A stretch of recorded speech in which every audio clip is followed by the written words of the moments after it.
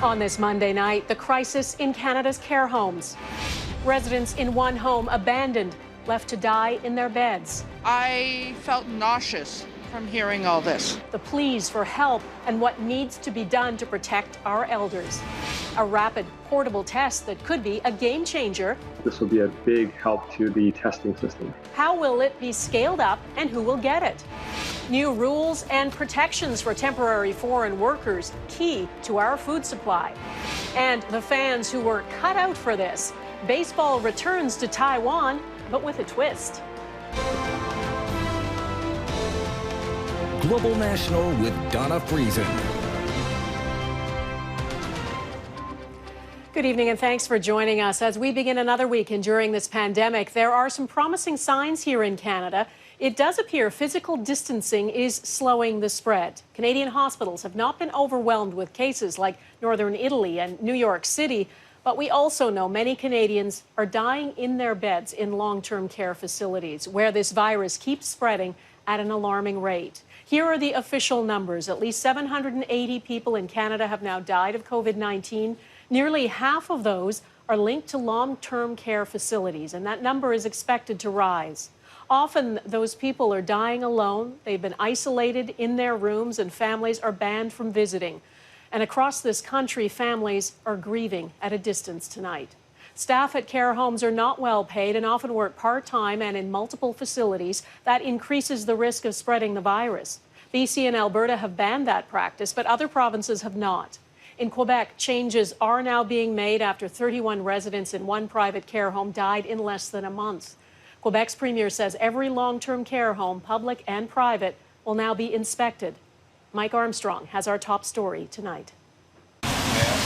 Patricia DiBiase says her first reaction to the revelations coming out of the Heron Seniors residence was nausea.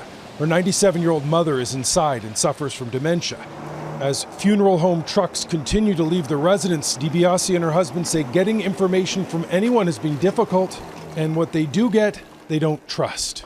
We've been, in our estimation, lied to this whole time through.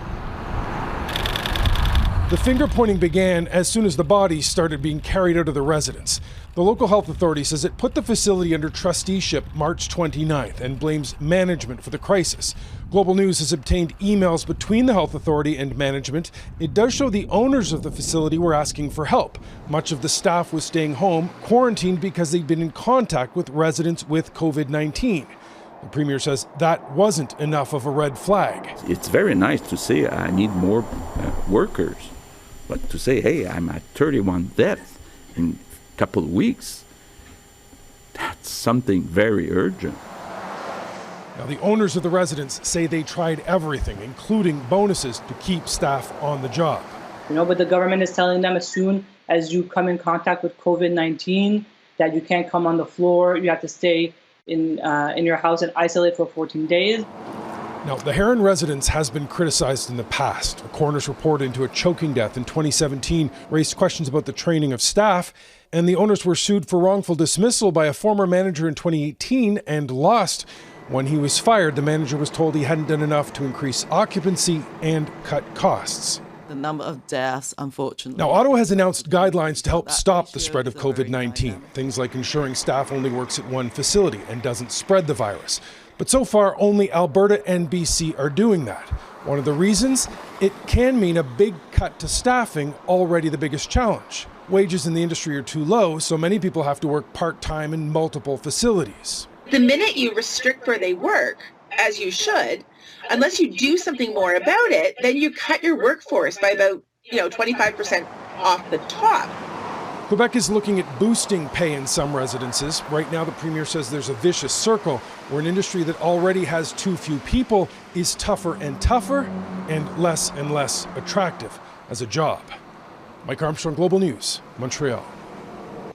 Any facility where people are confined in close quarters is at risk. And now a refugee shelter in downtown Toronto is reporting an outbreak.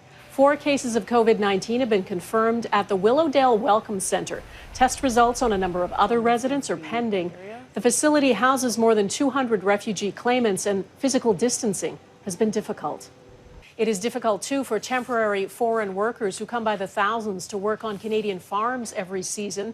Without them, crops wouldn't get planted, harvested, or processed. They are exempt from the travel restrictions, but they live in close quarters and need to be kept safe.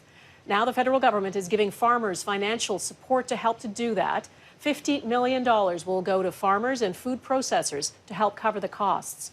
Our chief political correspondent, David Akin, explains. David?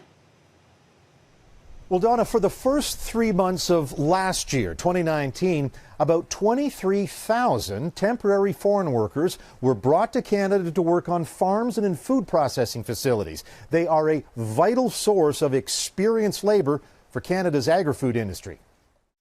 But this year is different. Thanks to COVID-19, these foreign workers are now subject to a strict new health regimen in order to work in Canada. It starts in their home country with a health assessment by an official accredited by Health Canada. Each worker will be told in their own language about the quarantine protocol that they'll face in Canada, and they will have to wear a mask while traveling. And once in Canada, every worker must be quarantined for 14 days. And during this quarantine period, employers must do the following. They must pay each worker their regular wages during the period when they cannot yet work. They have to provide accommodation that allows for a worker to safely self-isolate.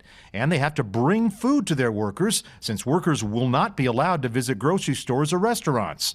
Government authorities will follow up regularly, and employers or workers who do not comply will face severe sanctions and fines. The program announced Monday would see employers get a subsidy of $1,500 per worker to help cover the cost of these quarantines. But that may not pay all the bills. The $1,500 will certainly be welcome. For some farms, it will be enough. For others, it probably won't. Now, the government doesn't have all the details yet about the program. When can you apply? Where do you apply? But Agriculture Minister Marie-Claude Bibeau did say that the payments will be retroactive to March 25th. That's the date when the mandatory 14-day quarantine order went into effect. Donna? Okay, David Akin in Ottawa, thanks. Here are the latest numbers on Canadians receiving emergency financial aid. Nearly 6 million people have applied for the Canada Emergency Response Benefit since mid-March, and 5.38 million claims have been processed.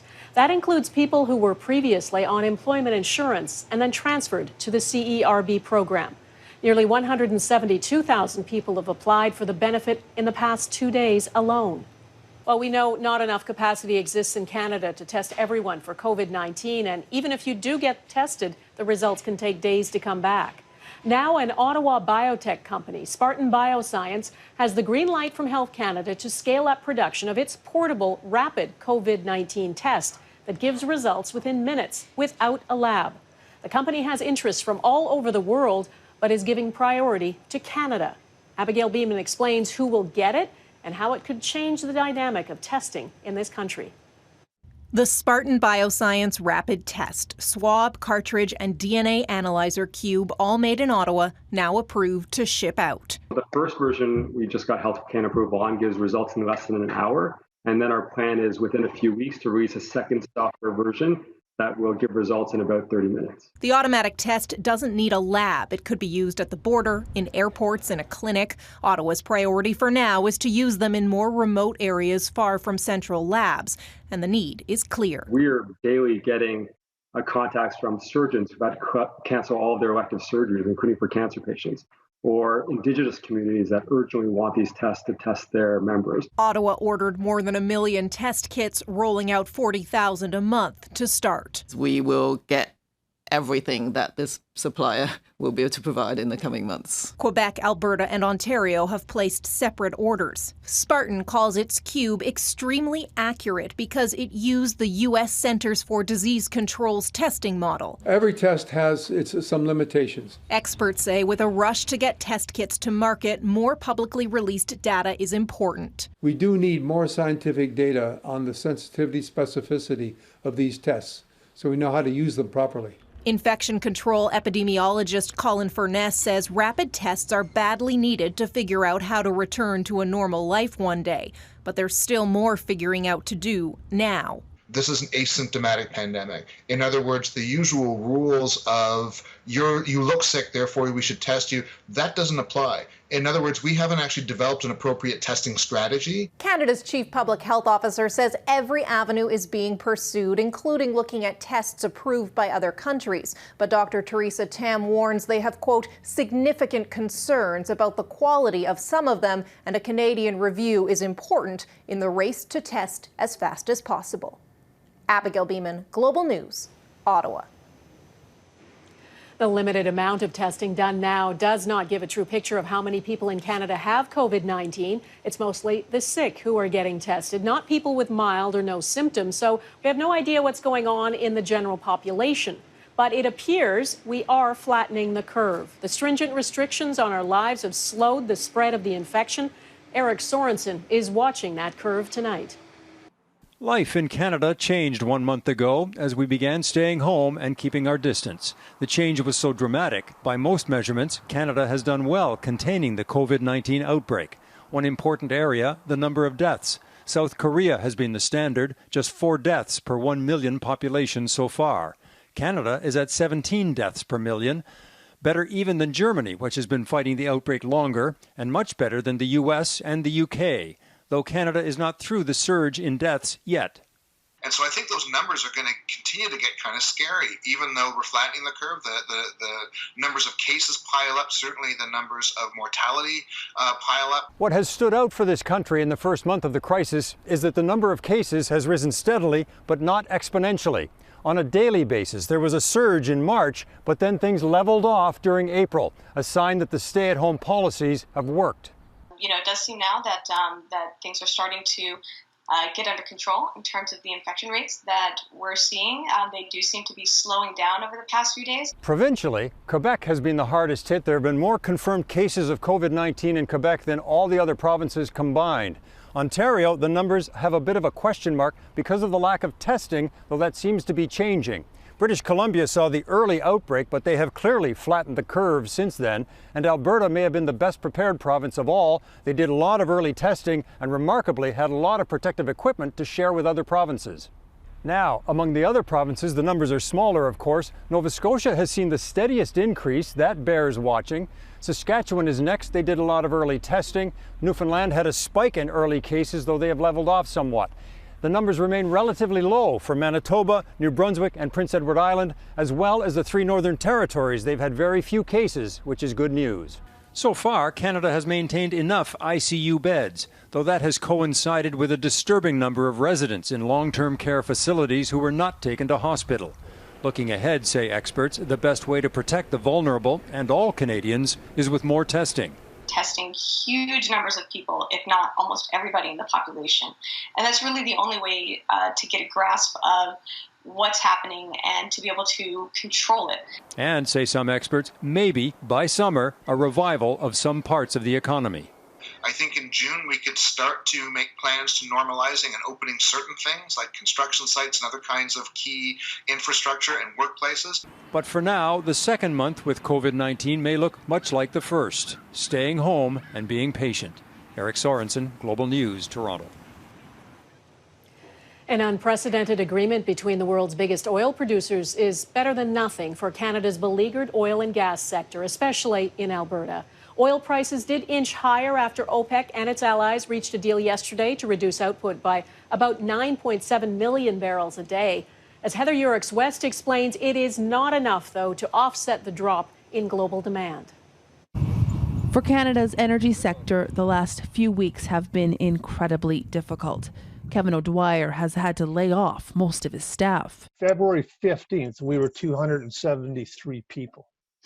And today we are just over 100. Record low oil prices are behind the turmoil, a decision last month to ramp up global production partly to blame. After several days of tense negotiations, OPEC and its Russian-led allies finally agreed Sunday to tighten up the taps, reducing output by about 10%. It's not enough. It's probably too little too late, to be honest. While the production cut is something Canada's energy sector has been hoping for, there is little to celebrate yet. That's because the global supply for oil is still greatly outpacing demand. We're filling up tanks quickly around the world, and there's just going to be no place to put the oil. So prices have stayed low this morning here, Monday morning, reflecting that this cut isn't really going to change that situation. We have too much production and not enough demand, and that's a big problem. It's why Canadian oil producers have been cutting back on production on their own. The province expects production will soon be down 25%. But in the oil sands, shutting down entirely is difficult. And so the price of a barrel of Western Canadian Select will likely sink further into negative territory, where Alberta producers would have to pay others to take their oil away. I think it's very much a danger, and we could face it in the next 2 weeks. The silver lining in all of this, pump prices aren't expected to rise anytime soon. But that's of little comfort for businesses struggling to survive. Heather, Yourex-West, Global News, Calgary. Deadly storms tear through America's deep south. Coming up, hundreds of people now homeless during a pandemic. Plus, uprooted why millions of tulips are crushed by the coronavirus.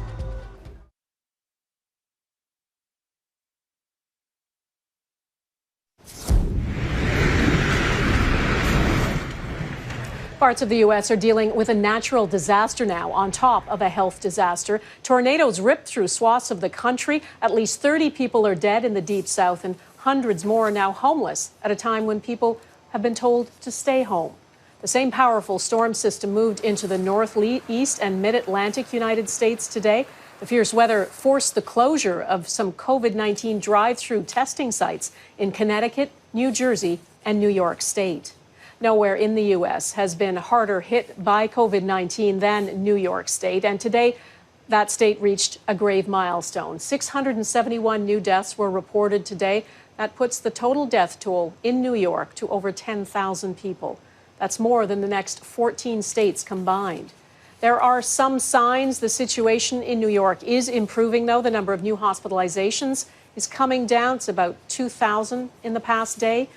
New York's governor says the curve is showing signs of plateauing, and he's looking ahead to slowly reopening businesses, he says, in coordination with neighboring states if the trend continues.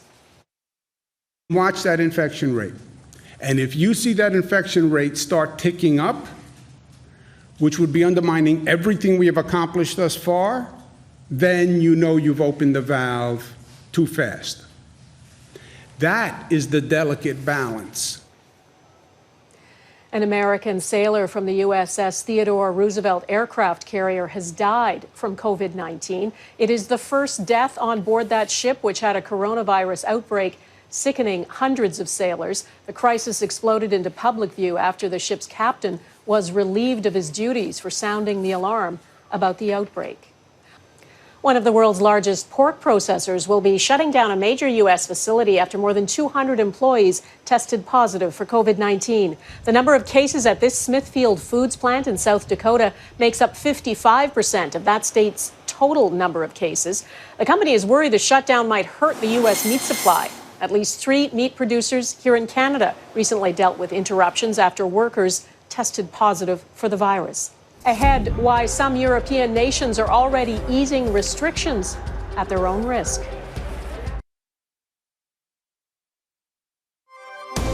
You're watching Global National.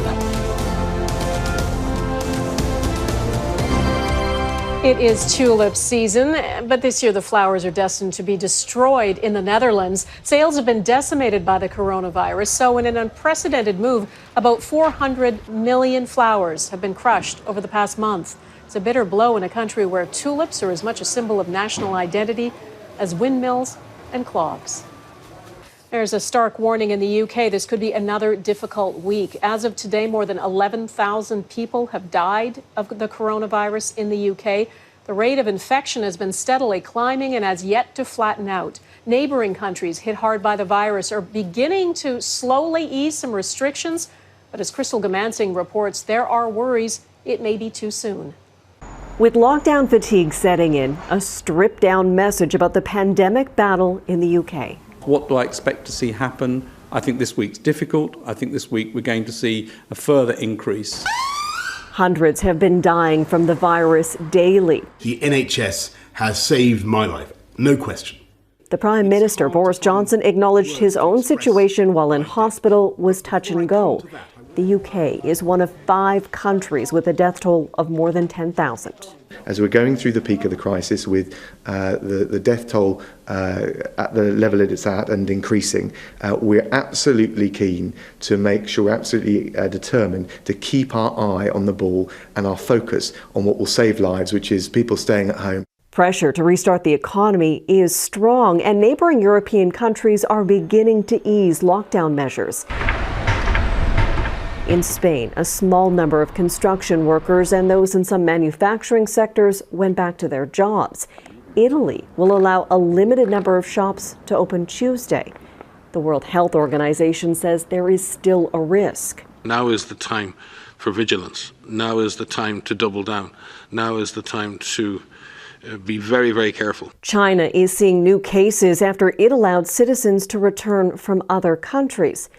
The WHO will release guidelines Tuesday for countries considering easing lockdowns, saying the virus spreads too quickly and has proven to be deadly not to have some protections in place. Crystal Goomansingh, Global News, London. Next, they're having a ball, the static stand-ins in these baseball stands.